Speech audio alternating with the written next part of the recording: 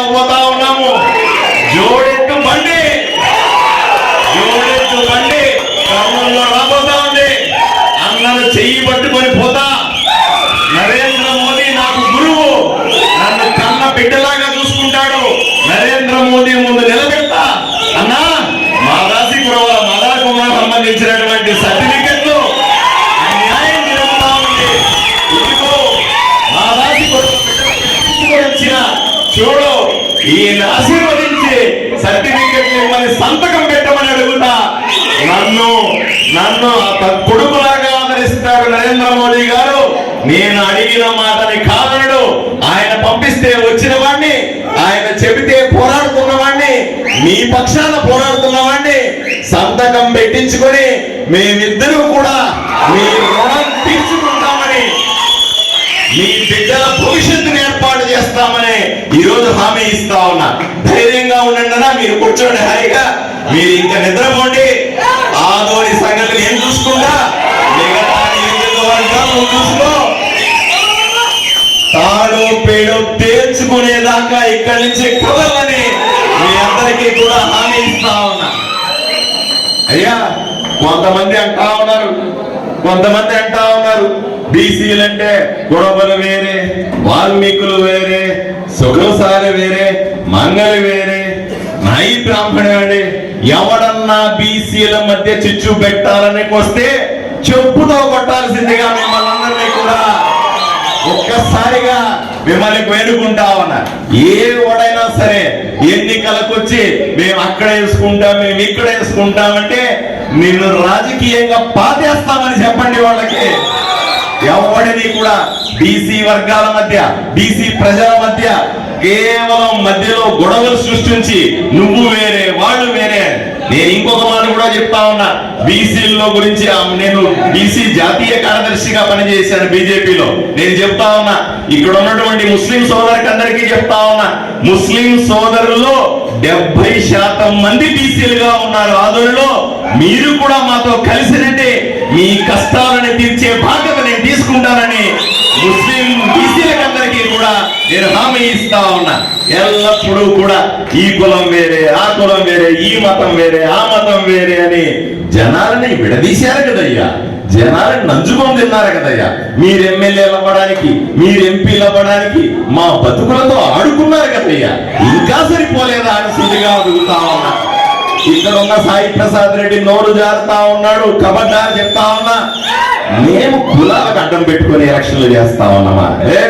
మేము మా కులాల గురించి చెప్పుకోవడం, అలగారిన ప్రజలమని చెప్పుకోవడానికి మాకు గర్వంగా ఉంది. మీలాగా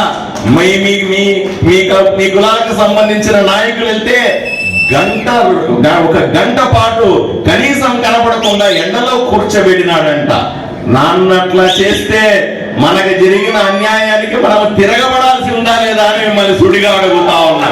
అయ్యా, మీ నాయకుల్ని అవమానిస్తే మిమ్మల్ని అవమానించినట్టు కాదా అని అడుగుతా ఉన్నా. కనకదాసు విగ్రహం తయారై ఒక మూల పెట్టి ఉంటే దాన్ని సరిగా పెట్టలేని ఎమ్మెల్యే ఆని ఊటేస్తామా అని అడుగుతా ఉన్నా. ఒక్కసారి ఆలోచన చేయండి. కనకదాసు విగ్రహానికి జరిగిన అవమానానికి మనం ప్రతీకారం తీర్చుకోవాల్సిన అవసరం ఉందా లేదా అని మిమ్మల్ని సుడిగా ప్రశ్నిస్తా ఉన్నా. అయ్యా, తిరగబడండి. మీకోసం కాదు, ఊరి కోసం తిరగబడండి. మేం పోట్లాడుతుంది మా కోసం కాదు, మీకోసం. మేం పోట్లాడుతుంది మా కోసం కాదు, మీ బిడ్డల కోసం. మేం పోట్లాడుతుంది మా కులాల కోసం కాదు, మేము ఎమ్మెల్యే ఎంపీ అవ్వాలని కాదు, మన జాతి బాగుపడుతుందని, మీకందరికీ అధికారం వస్తుందని, మీరందరూ బాగుపడతారని. ఎంతకాలం దేహి దేహి దేహి అని అడుగుతామో అలాంతకాలము కూడా వాళ్ళు మనం దొరకనగా చూస్తారు.